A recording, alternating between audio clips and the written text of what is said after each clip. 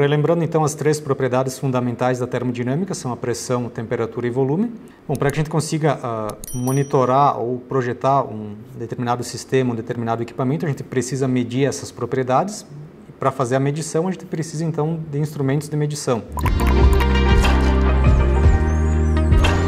Então, uma definição mais geral de instrumentação é o desenvolvimento ou o uso de instrumentos de medição para observar, monitorar ou controlar processos. Os instrumentos são dispositivos que medem as grandezas físicas, como por exemplo vazão, pressão, temperatura, nível.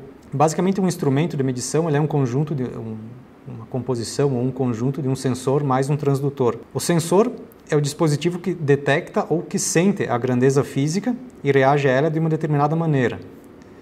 E o transdutor é o dispositivo que converte a informação sentida pelo sensor em um sinal detectável, que pode ser um sinal então elétrico, mecânico ou óptico.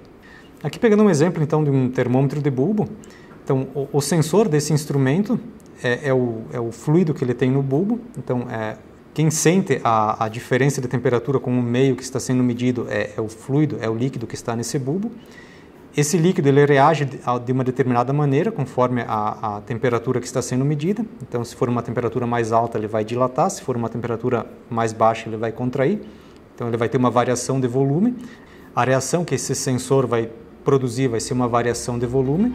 Essa variação de volume ela é direcionada para dentro desse tubo vertical, que funciona como transdutor. Então, esse tubo vertical ele converte essa variação de volume em uma variação de altura, que pode ser lida então com o auxílio de uma escala apropriada.